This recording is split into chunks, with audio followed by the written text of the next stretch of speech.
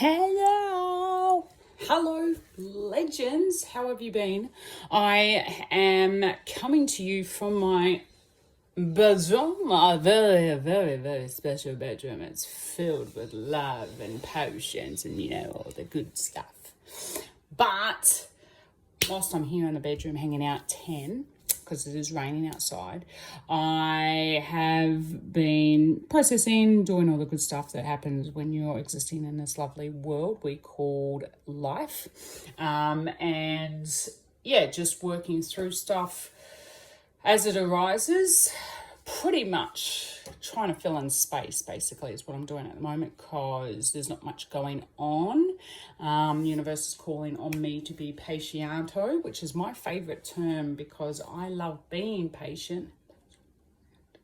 I'm very impatient. I don't like waiting for much. So this is a process for me. I am enjoying it somewhat.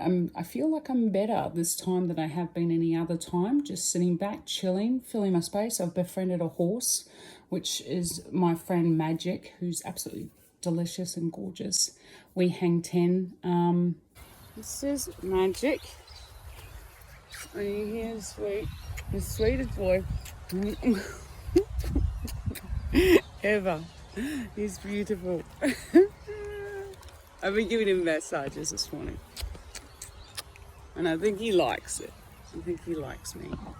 I like him. On every afternoon for about half an hour, and then I started volunteering at this other horse place, which is good. You never know what happens with horses, but I do love them. I can't wait to have them in my life more and more. And then reading books and being inspired, working through shit pops up. But maybe I've got a bit more energy because the full moon's about to pop on us later on this week, and that's exciting. And so I'm rolling it with all that. The current book I'm currently reading, which you might be inspired to know about, is Byron Katie. And she does some questions that basically provides an opportunity for us to be 100% accountable. So what does that mean? So what that means is that when we look to blame people, ultimately, like I've said in the past, everything is happening for you, not to you. So the reality is what you're projecting out into you, what is coming back to you is what you believe in inside of you or your environment. So if you have a belief that you have scarcity and blah, blah, blah, then you probably might get a couple of bills. Or someone will ask you to chip into something that you don't really want to chip into. Lots of money stuff will come up into your environment. So whatever you feel inside will be projected to you on the outside. And that is the truth.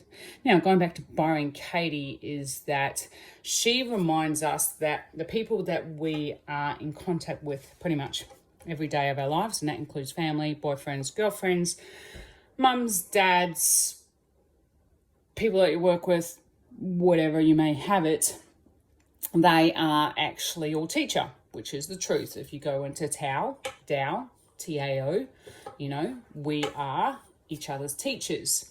So basically when we come into blame, like say, for example, my partner never listens to me. What she says in that is that the first question, is that the absolute truth? No, is that the truth? And you'll go, probably yes. And then you'll go, the next question is it the absolute truth? Do we know for certain it is the absolute truth? And you'll be like, maybe not all the time. Maybe they listen some of the time. And so then the next question will be, is there a reason why do you see a reason why this thought might be beneficial to drop?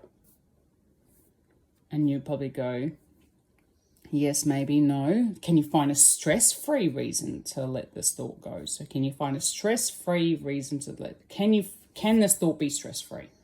And most of the time the answer is no. And the next question is, how would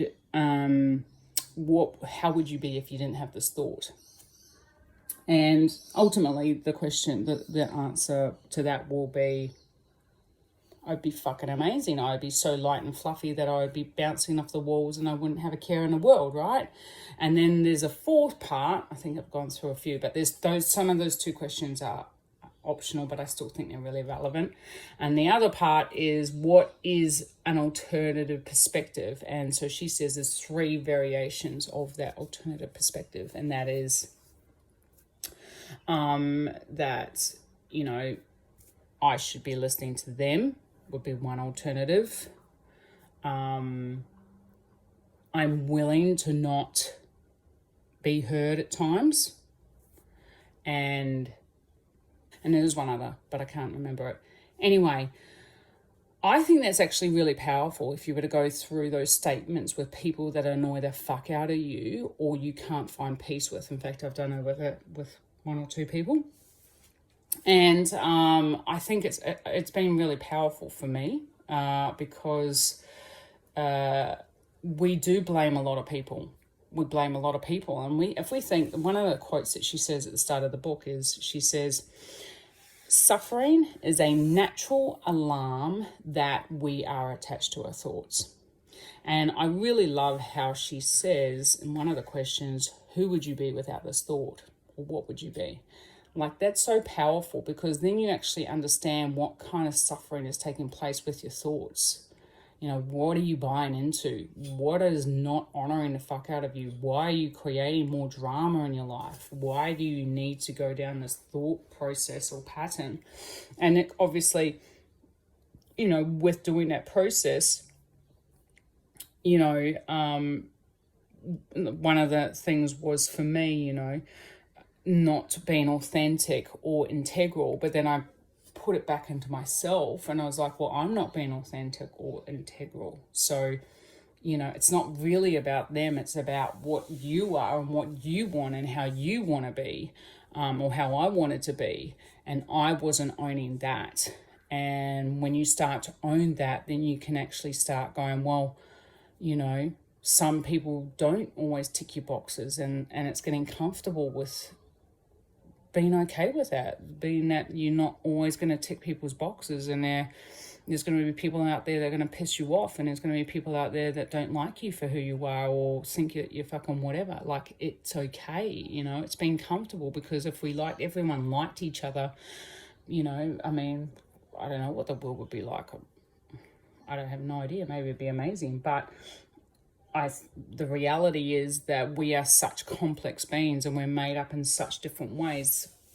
It's impossible all to like each other, you know, 100% of the time, or 100% of the people. It's just not, it's not feasible. So it's coming to terms to the fact that your golden egg or your uniqueness or your difference is still celebrated, that it's still okay, that you don't have to try and fit into a box, that you don't try and have to get all those ticks met so that you can feel comfortable about who you are. Because really at the end of the day, it's just going to cause more conflict within yourself. And the more you start to accept that you are different, or that you're not going to, it's not a protection, you know, we don't want to go into protection. It's just an acceptance. It's been an open-hearted, you know, loving position to go, I understand that I may not fit everyone's cup of tea, and that's okay, that I can still be loving towards myself, and I can still love myself 100% of the time. And, you know, that's a work in progress always. But, you know, the closer we start to see our truths and start to step into accepting all of ourselves, you know, the good, bad, and the ugly, you know, it's vulnerable, it's beautiful. You know, we're not looking to be perfect. If we were perfect, then we're not human. And if we're not human, we're not really having this experience. We're having a facade of an experience that really, at the end of the day, when you die, is going to be pretty empty. And I personally want to be pretty whole in my experience, so that I can feel every part of myself, every part of the experience, and be as real as I fucking can with every single fucking person I am encountered with. Because ultimately I feel as though if I'm able to do that, then I'm setting other people free, rather than conforming to these other fucking way out wiggy-woggy fucking washy ideas that, you know, that we don't go through this stuff, or we're not experiencing these kind of things in our life. So Byron Katie, you know, still reading the book, but I totally rate it. I think it's good. I will keep doing it, but I think I'm just witnessing right now that as I have conversations with people, when I have a tendency to go into that, oh, they're this and blah, blah, blah, that's just me. That's just me and my insecurity and my need to look at what my inner self is saying.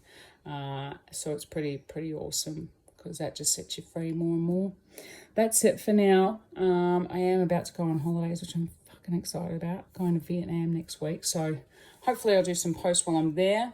I hope you're well. If you like what you're hearing, seeing, sharing, all that stuff, you can like this channel, and you can 100%, I give you permission, 100% to share it with your cohorts. Okay, any cohort, could be your dog, could you be your guinea pig, could be your mum, could be your grandpa, could be your past lover. I don't care. I'm open to it all. I hope you have a great afternoon. I'll see you later, alligator.